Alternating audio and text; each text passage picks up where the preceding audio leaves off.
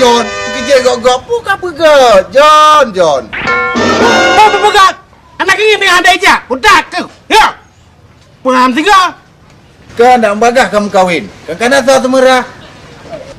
Hai, kau pikir rock le nama kahwin nak enang tu orang aja. Pakai pikiran. Alah, maka ji rock udah ngadok sama krepo.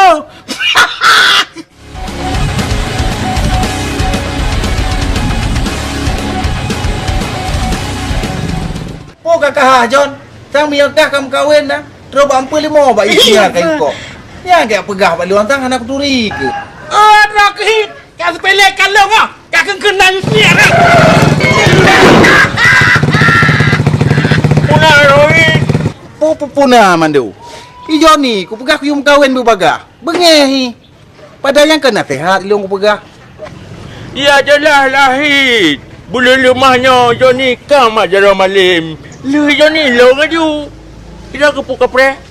Pu beres mando, yang menjelame galomnya. Puhana, ilomnya demi seniak na. Jelame lambat teh ku pelak usaha. 20 lah kan 22 ku jo.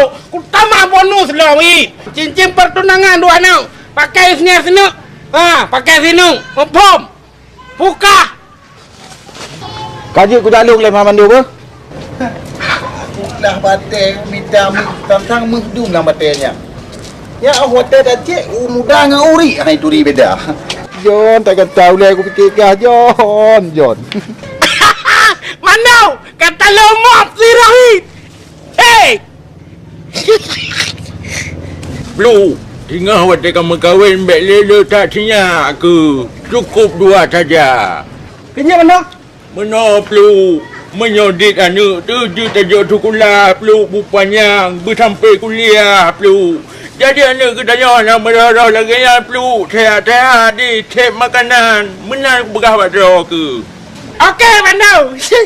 Punya anak kagle. Kak. Dengan mak akibat. Lebih gila Peluk kerana di sana tahan di. Boleh dengan Peluk. Berarti jelas awet muda Bandau. Jelas Peluk. Hana salah li. Berarti isniat awet muda mana? Isniat awet muda. Ayah 1, mama 1, anak cuma 2. Gitu dong.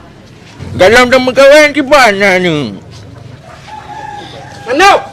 Sudah Peluk. Tinggal ilmunya sama kawan. Ngana anak. Hilang puhis niar. Hijau kelah Peluk. Alah menuhi isniar manteng. Tapi punya hijau kah itu Peluk. Itu anu bagi aja.